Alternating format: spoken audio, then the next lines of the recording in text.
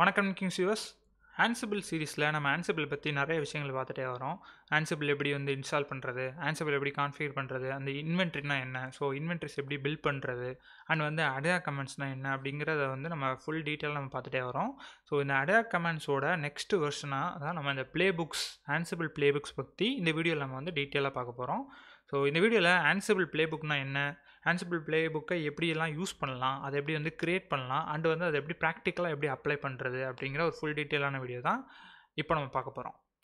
So Ansible first எதுக்காக use பண்ணுறோம், Ansible play புக்கை ஃபஸ்ட்டு எதுக்காக யூஸ் பண்ணுறோம் அப்படிங்கிறத நான் உங்களுக்கு எக்ஸ்பிளைன் பண்ணிடுறேன். ஸோ நீங்கள் ரிப்பீட்டேட்டிவாக ஒரு ரீயூசபிள் பண்ணுற ஒரு விஷயத்தை திருப்பி நீங்கள் பண்ணிக்கிட்டே இருக்கீங்க. இப்போ எக்ஸாம்பிளுக்கு ஒரு 50 மிஷின்ஸ் உங்கள்கிட்ட இருக்குது. ஸோ அந்த 50 விஎம்ஸ்லேயும் அப்பாச்சி சர்வர்ஸையோ இல்லை வேறு ஏதாவது ஒரு சர்வீஸ், ஒரு பேக்கேஜை நீங்கள் அப்டேட் பண்ணுறீங்க அப்படின்னா ஒவ்வொரு தடவையும் அந்த பேக்கேஜுக்கான அப்டேட் வரப்போ நீங்கள் மேனுவலாக பண்ணிகிட்ருக்கீங்க அப்படின்னா, ஸோ நீங்கள் அந்த ஆன்சிபிள் ப்ளே புக்கில் இந்த மாதிரி இந்த வெர்ஷன் அப்டேட்டடாக இருக்கிற மாதிரி எழுதிடணும்.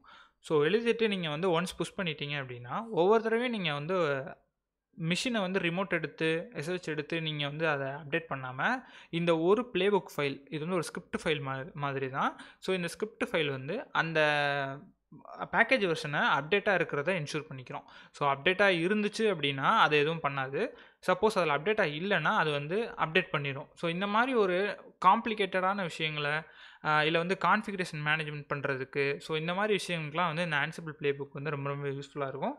ஒன்ஸ் நீங்கள் ஒரு தடவை ஒரு ப்ளே புக் எழுதி வச்சுட்டு அதை நீங்கள் மல்டிபிள் விஷயத்துக்காக நீங்கள் யூஸ் பண்ணிக்கலாம். ஸோ இது பேக்கேஜ் இன்ஸ்டலேஷன் நான் சொன்னது ஒரு சின்ன எக்ஸாம்பிள் தான். ஸோ அதுக்கப்புறம் அது போக நீங்கள் கான்ஃபிகரேஷன் மேனேஜ்மெண்ட் பண்ணிக்கலாம். இப்போ MySQLோட யூசர்ஸ் மேனேஜ்மெண்ட் பண்ணிக்கலாம், இல்லை ஒரு விஎம்மோட யூசர்ஸ் மேனேஜ்மெண்ட் பண்ணிக்கலாம்.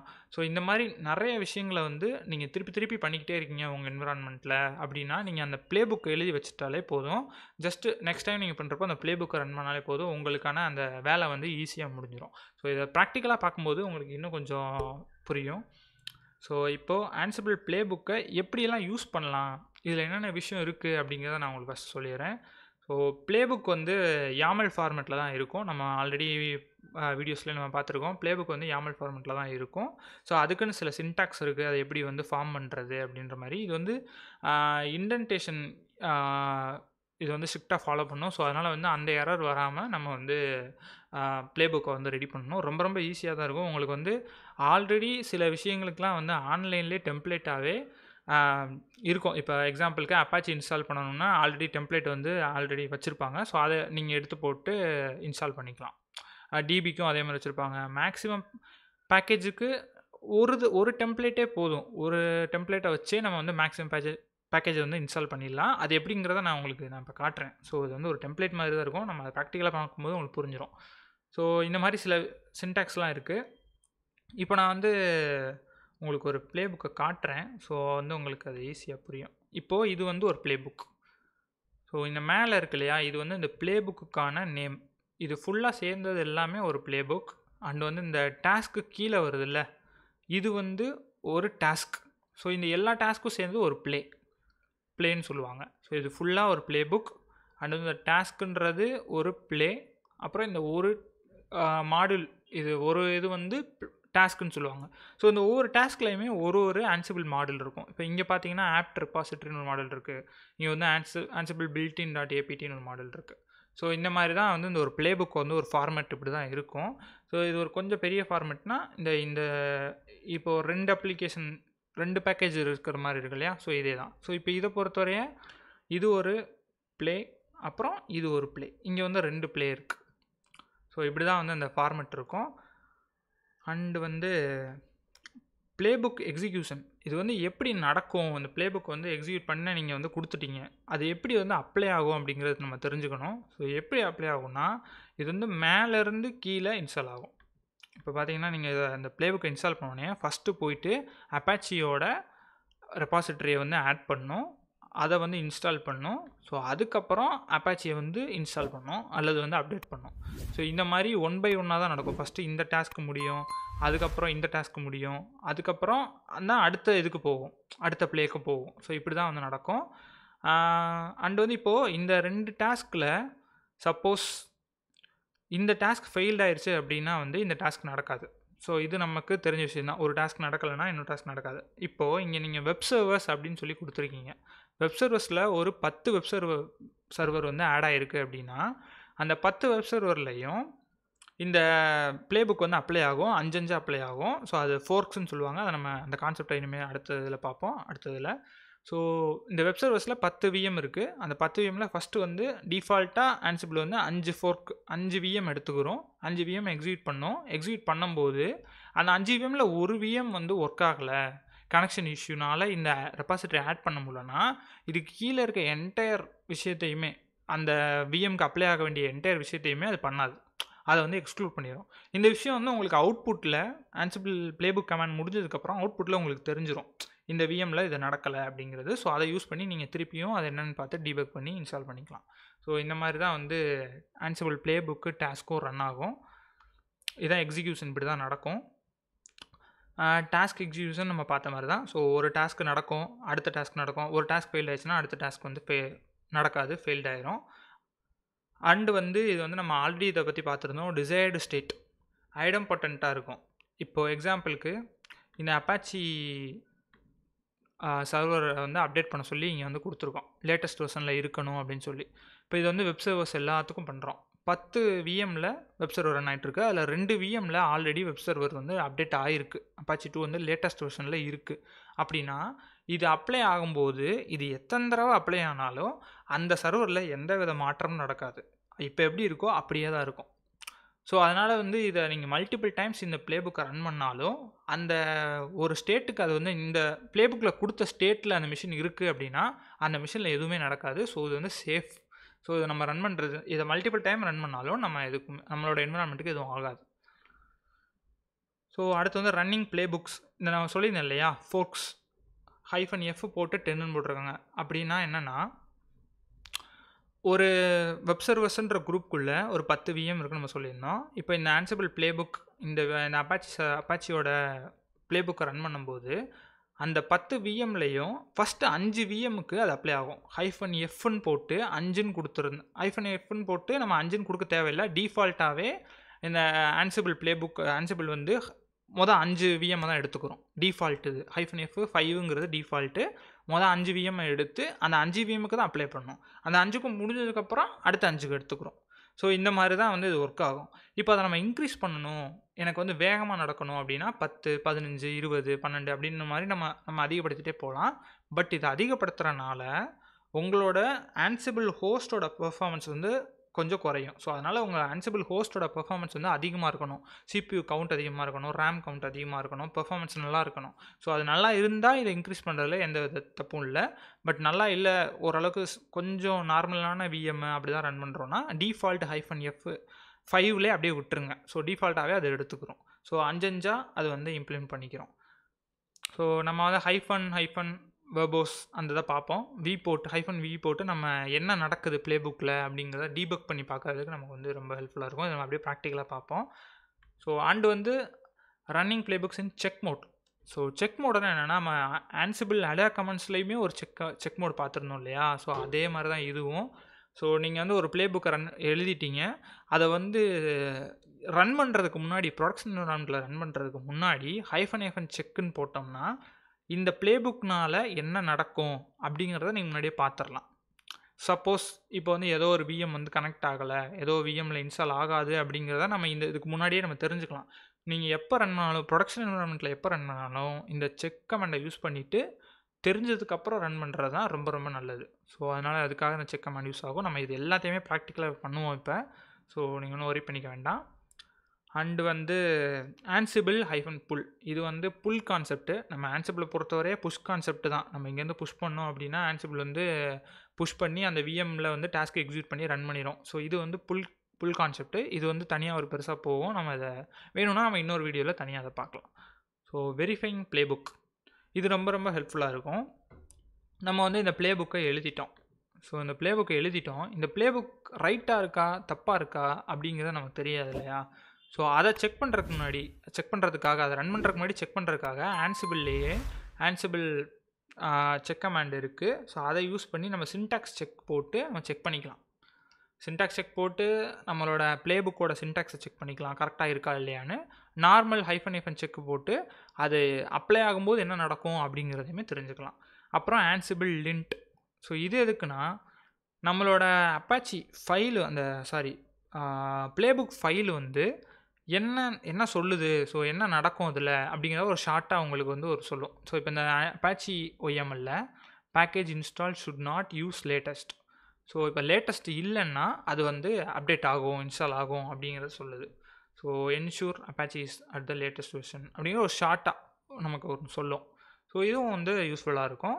ஓகே, ஆன்சிபிள் ப்ளேபுக்னா என்ன, அது எப்படி வந்து ஒர்க் ஆகுது, அதை எப்படியெல்லாம் யூஸ் பண்ணலாம் அப்படிங்கிறத நம்ம பார்த்துட்டோம். ஸோ இப்போ ஆன்சிபிள் ப்ளேபுக் எப்படி எழுதுறது, ரைட் பண்ணுறது அப்படிங்கிறத நம்ம பார்த்துருவோம். ஸோ இப்போ என்கிட்ட வந்து ஆல்ரெடி ரைட் பண்ண ஒரு ப்ளேபுக் ஒன்று வச்சுருக்கேன்.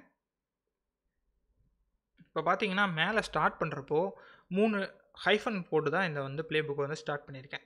ஸோ இதுதான் ஃபார்மெட்டு, ஆன்சிபிள் ப்ளேபுக்கோட ஃபார்மெட். ஸோ இப்போது ஃபஸ்ட்டு எடுத்தோடனே இந்த ப்ளேக்கான நேமை நம்ம கொடுத்துடணும். அந்த நேம் வந்து நீங்கள் என்ன வேணாலும் நீங்கள் கொடுத்துக்கலாம். இது வந்து நீங்கள் ஆன்சிபிள் ப்ளேபுக்கை ரன் பண்ணும்போது உங்களுக்கு வந்து ஸ்க்ரீனில் வந்து ஷோ ஆகும். ஸோ இது என்ன அப்படின்றதுக்காக. அண்ட் ஃபஸ்ட் நேம், அதாவது இந்த ப்ளேபுக் இந்த ப்ளேஸ்க்கான இந்த ப்ளே இருக்கு இல்லையா, இதுதான் ப்ளே. ஸோ இந்த ப்ளேக்குரிய நேம் என்னென்னா update web server.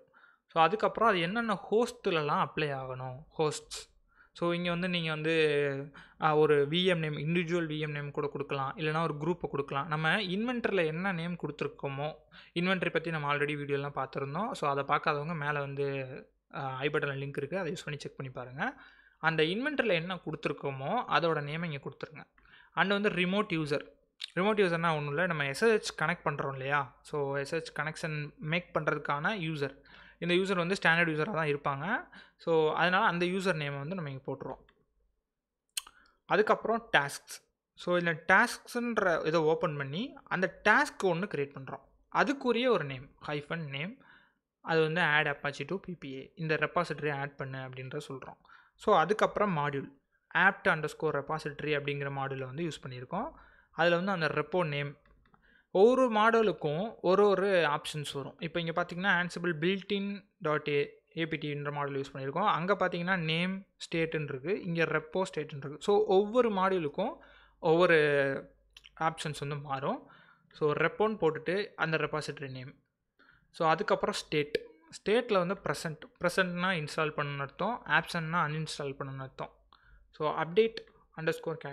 Catch update பண்ணணுமா, இது வந்து ஆப்ஷனல் தான். ஸோ எஸ் கொடுக்குறாலும் ஓகே தான், நோ கொடுத்தாலும் ஓகே தான்.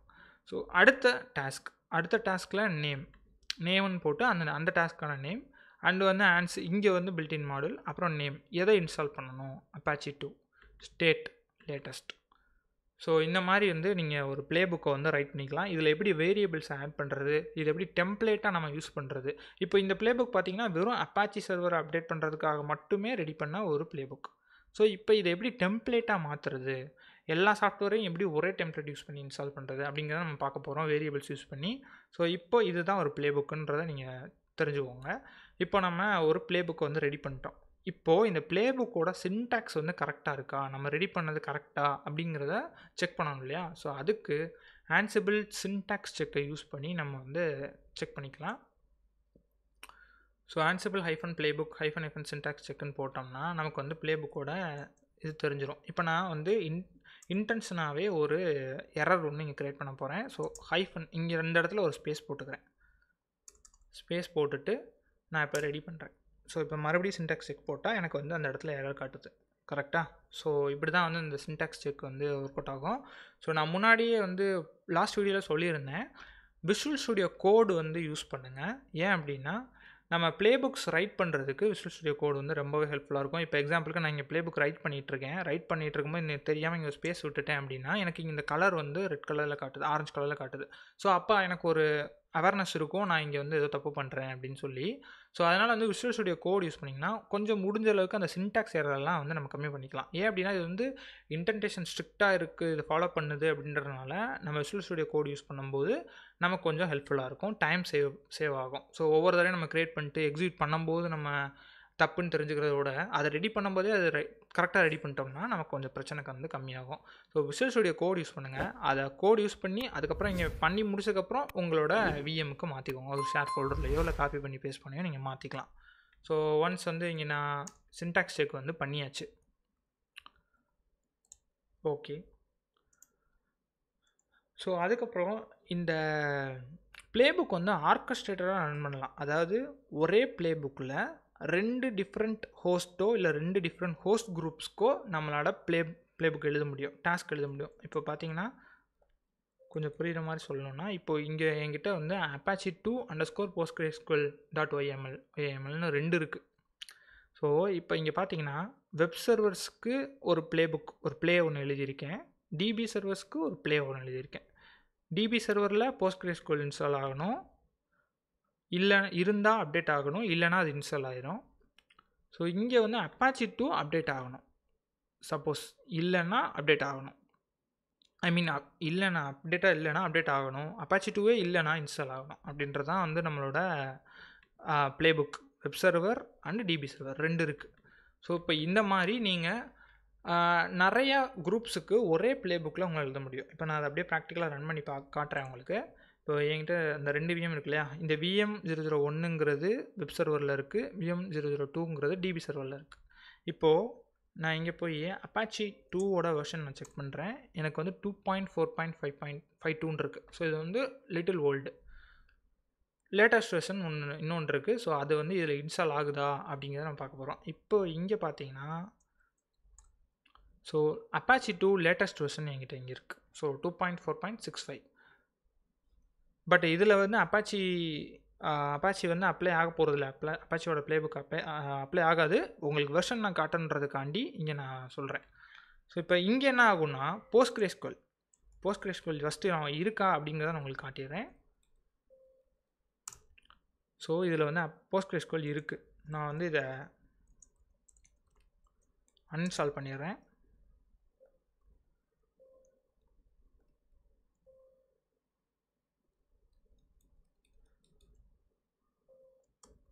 ஆக்சுவலி PostgreSQL அன்இன்ஸ்டால் ஆயிடுச்சு. இன்னும் தான் இருக்கு.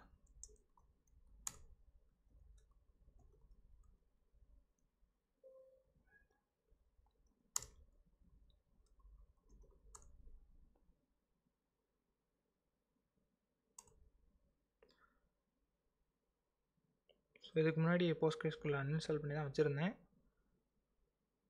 அது ஏதோ சம்திங். ஓகே, நம்ம ஸ்டாப் பண்ணி கூட செக் பண்ணிக்கலாம்.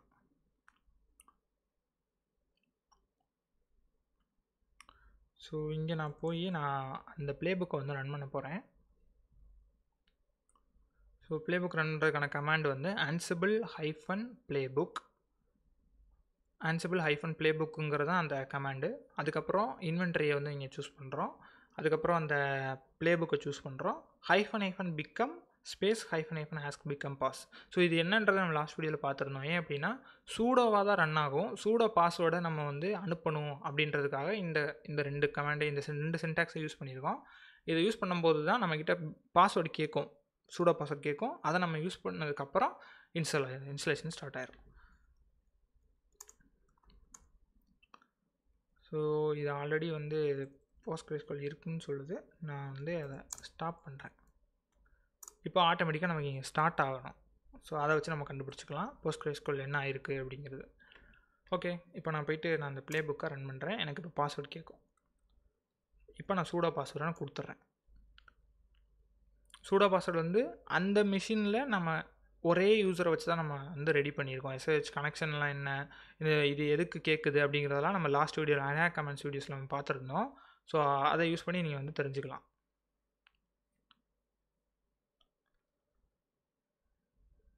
ஓகே, சம்திங் இன்டர்நெட் இஷ்யூ, ஒரு நிமிஷம். ஓகே, நான் அதை மறுபடியும் ரன் பண்ணுறேன். become password. ஓகே, ஸோ இப்போ டாஸ்க் ரன் ஆகுது. நான் சொன்னேன் இல்லையா, அந்த பிளேபுக்கோட நேம் வந்து இங்கே காட்டணும். ஸோ இந்த மாதிரி தான் பிளேயோட நேம் வந்து இங்கே காட்டுது. ஸோ அதுக்கப்புறம் அப்படியே டாஸ்க் ஸ்டார்ட் ஆகுது. டாஸ்கோட நேம் இங்கே காட்டுது. ஸோ இப்படி தான் வந்து ஒரு இதுக்கும் நம்ம இங்கேயே வந்து வியூ பண்ணி பார்த்துக்கலாம். ஸோ இது வந்து இன்டர்நெட் ஸ்பீட் அண்ட் வந்து நம்மளோட ப்ராசஸிங் பொறுத்து கொஞ்சம் டைம் எடுக்கும். ஸோ நம்ம வெயிட் பண்ணலாம். ஸோ இங்கே ஃபஸ்ட்டு வெப் சர்வருக்கான டாஸ்க் வந்து முடிஞ்சிருச்சு. அப்பாச்சி வந்து பிபிஏ ஆட் ஆயிருச்சு அண்ட் வந்து ensure Apache is the latest version அப்படின்னு போட்டு சேஞ்சு அப்படின்னு இருக்குது. ஸோ நமக்கு இங்கே நம்ம இப்போ போய் செக் பண்ணி பார்க்கலாம் வந்து சேஞ்ச் ஆகிருக்கா அப்படிங்கிறத. நம்ம ஆல்ரெடி பார்த்த வெர்ஷனுக்கும் இப்போக்கும் வித்தியாசம் இருக்கா? ஆமாம். ஸோ 52ல் இருந்துச்சு, இப்போ 65க்கு மாறி இருக்கு. ஸோ அண்டு வந்து இது வந்து அந்த டாஸ்க் வந்து வெப் சர்வர்ஸ்க்கு மட்டும்தான் அப்ளை ஆகிருக்கு, டிபி சர்வருக்கு வந்து அப்ளை ஆகிருக்காது. ஸோ இப்போ டிபி சர்வருக்கான டாஸ்க் வந்து இங்கே போயிட்டுருக்கு. Ensure PostgreSQL is the latest version அப்படின்னு சொல்லி. இப்போ PostgreSQL ஆல்ரெடி லேட்டஸ்ட்டில் இருந்தால் எதுவும் நடக்காது. அப்படியே வந்து நம்ம என்ன எழுதியிருக்கோம்னா ஸ்டார்டடில் இரு அப்படின்னு சொல்லியிருக்கோம். ஸோ நம்ம இங்கே வந்து ஸ்டாப் பண்ணி வச்சுருந்தோம், அது இப்போ ஸ்டார்ட் ஆயிரும்.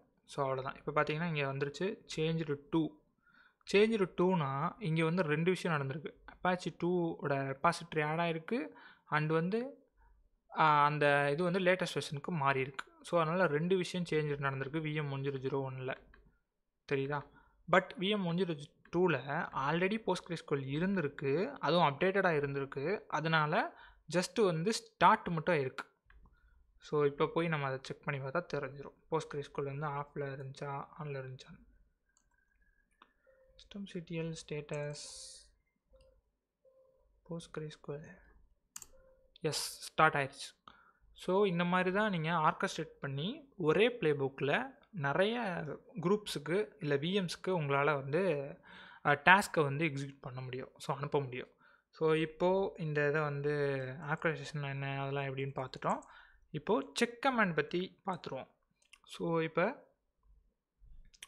என்கிட்ட இந்த அப்பாச்சி 2 YAML ஃபைல்னு இருக்குது. இப்போது நான் இன்ஸ்டலேஷன் புஷ் பண்ணுறதுக்கு முன்னாடி, ப்ரொடக்ஷனில் புஷ் பண்ணுறதுக்கு முன்னாடி நான் அதை செக் பண்ண விரும்புகிறேன். ஸோ என்ன நடக்குது அப்படின்னு எனக்கு தெரியணும் அப்படின்றதுக்காக இப்போ நான் இங்கே போயிட்டு -i இதுக்கும் வந்து நம்ம இன்வென்ட்ரி வந்து மென்ஷன் பண்ணணும்.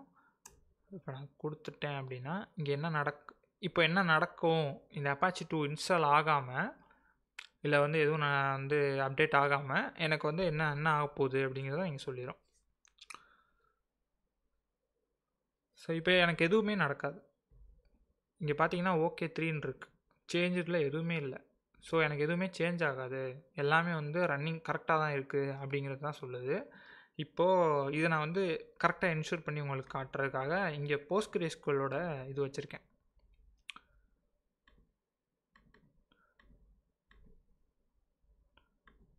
இதை எடுத்து நம்ம PostgreSQL நம்ம ஆட் யூசர் இன்னொன்று ஒரு இது வச்சுருக்கோம், ஸோ அதை வச்சு கூட பார்க்கலாம். இப்போது இந்த ஆட் யூசர் YAML ஃபைல்னு ஒன்று இருக்குது. இப்போ பார்த்தீங்கன்னா இதில் வந்து வேரியபிள்ஸ் வேறு வருது. ஸோ பார்த்தீங்கன்னா ஹோஸ்ட்டில் டார்கெட் ஹோஸ்ட்னு ஒரு வேரியபிள் கொடுத்துருக்கோம். நம்ம எந்த ஹோஸ்ட்டில் இம்ப்ளிமெண்ட் பண்ணணும் அப்படிங்கிறத நம்ம வெளியில் நம்மளோட கமாண்ட் லைன்லேருந்தே நம்ம டிசைட் பண்ணிக்கலாம். கமாண்ட் லைன்லேயே -ன்னு போட்டு அந்த டார்கெட் ஹோஸ்ட் என்னங்கிறத மென்ஷன் பண்ணோம்னா அந்த ஹோஸ்ட்டுக்கு இந்த ப்ளேபுக் வந்து அப்ளை ஆகும். ஸோ இப்போ இது வந்து இப்படி தான் நம்ம டெம்ப்ளேட் வந்து ரெடி பண்ணணும். இப்போது இங்கே பார்த்தீங்கன்னா PostgreSQLக்கு டெம்ப்ளேட் ரெடி பண்ணி வச்சுருக்கோம். ஸோ இது வந்து PostgreSQL கிடையாது ஆக்சுவலாக. இப்போ நீங்கள் இதை எடுத்துகிட்டு இந்த பேக்கேஜ் இருக்கு இல்லையா, என்ஷூர் பேக்கேஜ், ஸோ இதை அப்படியே நீங்கள் இங்கே போட்டுருங்க. இங்கே நீங்கள் என்ன பேக்கேஜ் கொடுத்தாலும் வந்து அப்டேட் ஆகும். ஸோ இந்த பேக்கேஜில் வந்து அப்பாச்சி கொடுத்தாலும் அப்பாச்சி இன்ஸ்டால் ஆகும், PostgreSQL கொடுத்தாலும் PostgreSQL இன்ஸ்டால் ஆகும். ஸோ என்ன பண்ணாலும் ஆகும். இப்படி தான் வந்து அந்த டெம்ப்ளேட்டை ரெடி பண்ணி வச்சுக்கணும்.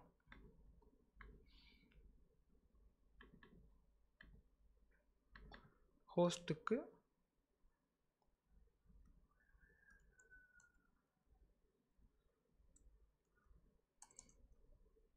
Target host.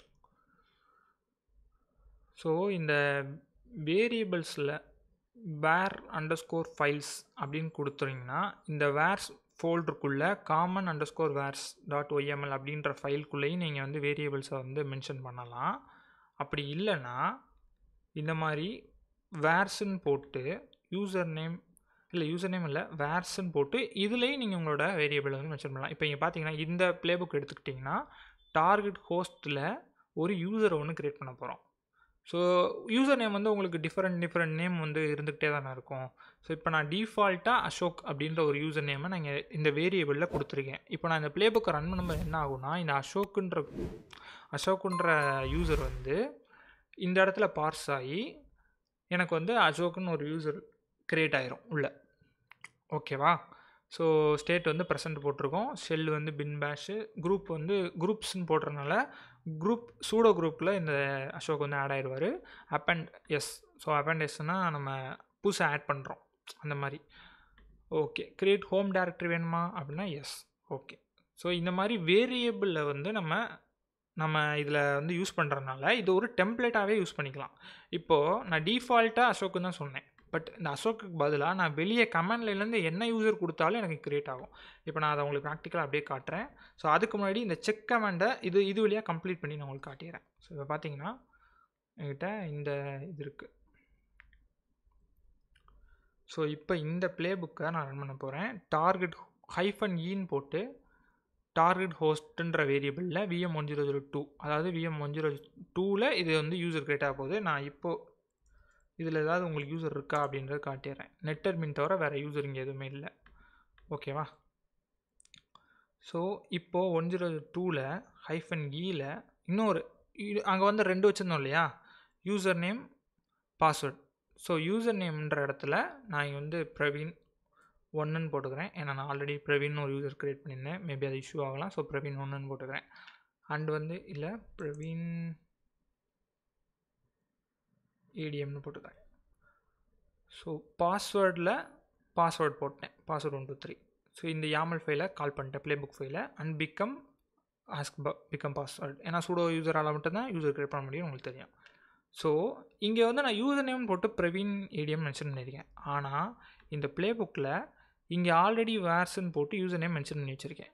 அப்போ இது என்ன ஆகும்னா, இது வந்து ஓவர் ரைட் ஆகும்.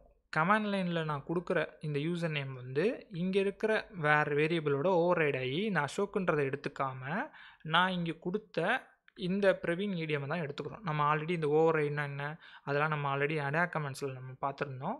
ஸோ இந்த ஓவர் ரைட் யூஸ் பண்ணி நம்ம பண்ண போகிறோம். பட் இதுக்கு முன்னாடி நான் இதை வந்து செக் பண்ணுறேன். இப்போ நான் வந்து புஷ் பண்ணாமல் செக் பண்ணி பார்க்க போகிறேன், புஷ் ஆனால் என்ன நடக்கும் அப்படிங்கிறத. ஸோ அதுக்கு நான் இப்படி செக் பண்ணும்போது எனக்கு தெரிஞ்சிடும் இது வந்து க்ரியேட் ஆகுமா, இல்லை க்ரியேட் ஆகிறதுல ஏதாவது இஷ்யூஸ் இருக்கா அப்படிங்கிறத நம்ம பார்த்துக்கலாம்.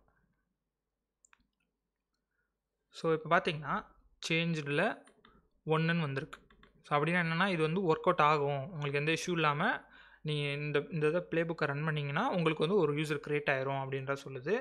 ஆனால் இப்போ நான் யூசர் க்ரியேட் ஆகிருக்கா அப்படிங்கிற நான் செக் பண்ணணும்.